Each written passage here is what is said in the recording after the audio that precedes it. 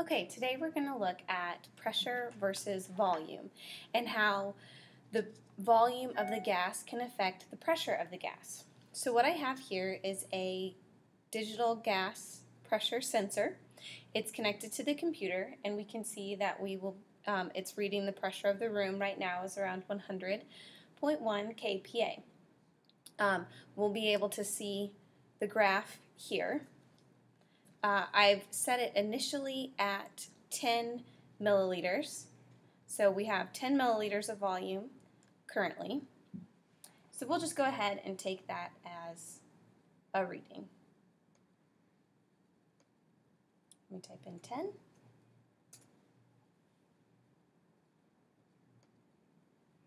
Okay, now I'm going to squeeze the gas that was in the 10 milliliters, I'm going to squeeze down to 4.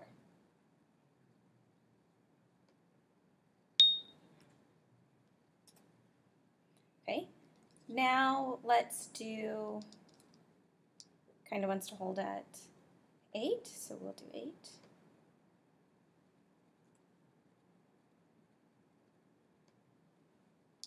Okay, and let's pull it out to 11.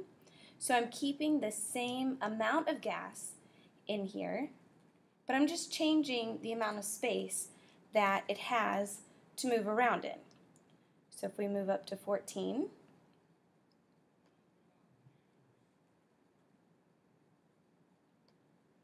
and let's just do one more. Let's try 17.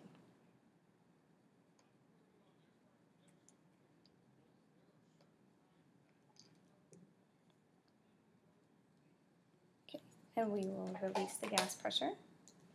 So on our graph, you can see that we have this nice little graph going. If we hit stop, we can get rid of that extra button. So we have this nice little graph, and we have our data off to the side. And what we notice is when we have a very small volume, we have a high pressure. And when we have a large volume, we get a lower pressure. So a graph looks about like this. Let's go up just a little bit. Okay, so our graph looks like this. We have our pressure over here and our volume here. And if we increase the pressure, so as we move along, we increase the volume, we're going to see that the pressure goes down. And why is that? Well, because we're giving the particles more room to move around so they don't collide with the walls as much. And we know that each of these collisions adds up to be our total pressure. So I've drawn some particle diagrams here, same number of particles because I didn't change the number of particles in our lab. But in the larger container, we only have about 2 hits, whereas in the smaller container, we have 4 hits, just because those particles don't have as much room to move around. So this is a relationship between pressure and volume. It's opposite. If one goes up, the other goes down.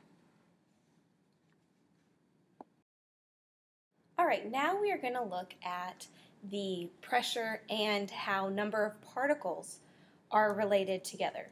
So this time we don't want to change the volume. So we want to take a reading at the same volume every time. We can use our little syringe again, and it has very easy markings down the side to see. And we can consider each of these, so if I move it down to 1, we can consider that to be 1 particle. Obviously there's more than 1 particle in here, but we can, for our purposes, we can say that that's 1. If we pull it out to 5, the 5 mark, we can say that there are 5 particles in here. And it'll work for what we're doing. So what I'm going to do first is set it at 2 and connect it to my same gas sensor, the pressure sensor, and then I'm going to pull it out to 10 because I want all of the readings to have the same volume, because we know volume affects pressure, but we don't want that to be a part of this lab. There we go. And I'm going to type in 2. Now I'm going to put some more particles in. Say, let's go to 4. Connect it. Pull it out to 10.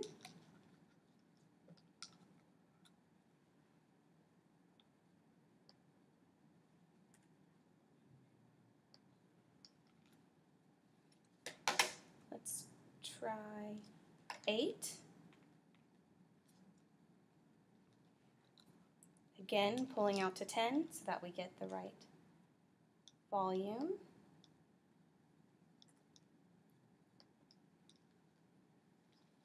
It might be easier just to leave it at 10, hook it back up. I don't have to move it because I am back at a volume of 10. So that one makes it kind of simple. Go out to 12 this time. Since I'm past 10, I'm going to push it instead of pull it.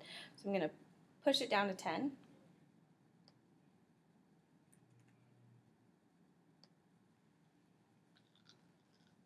And let's just do a couple more, maybe 15.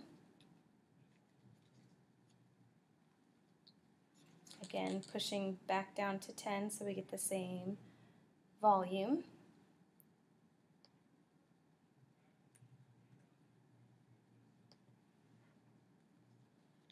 And I think we have a pretty nice graph going there. So what we notice here on our graph is that we start here with a low number of particles and a decent pressure. And as we increase the number of particles, we see that our pressure is increasing.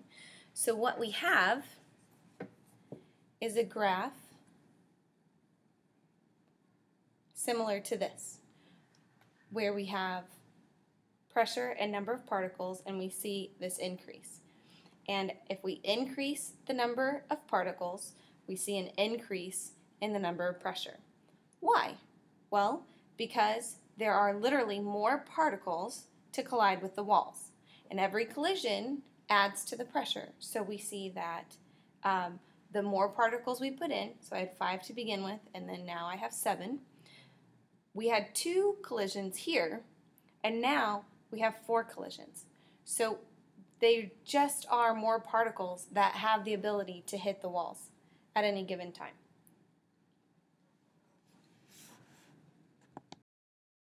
All right, so I'm just going to explain the connection between pressure and temperature. We see that an increase in temperature causes an increase in pressure. And we see this in our graph because higher temperatures make particles move faster, and faster particles hit more often and harder. So they're moving around in the after more than they're moving around in the before. So we've drawn them with 3 lines.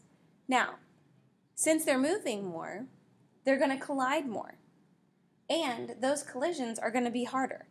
Think of a baseball thrown by me versus a baseball thrown by a Major League Baseball player.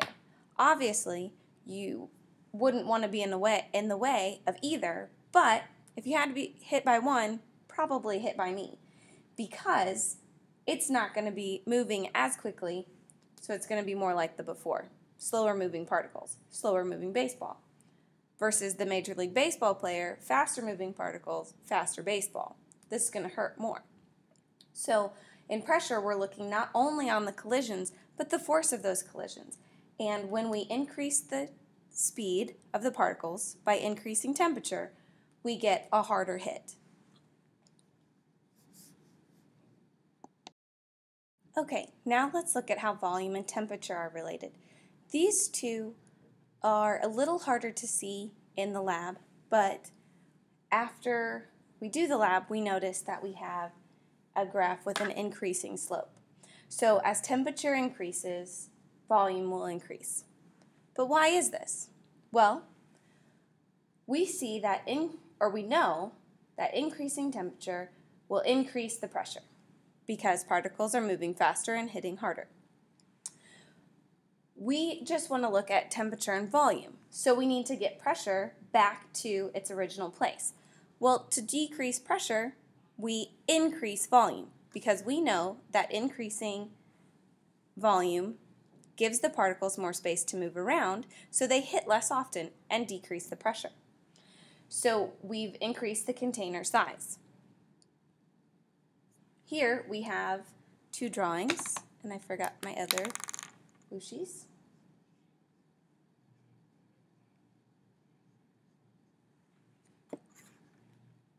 So we have the same number of particles. Pressure is the same because we're hitting twice. These particles are moving faster, but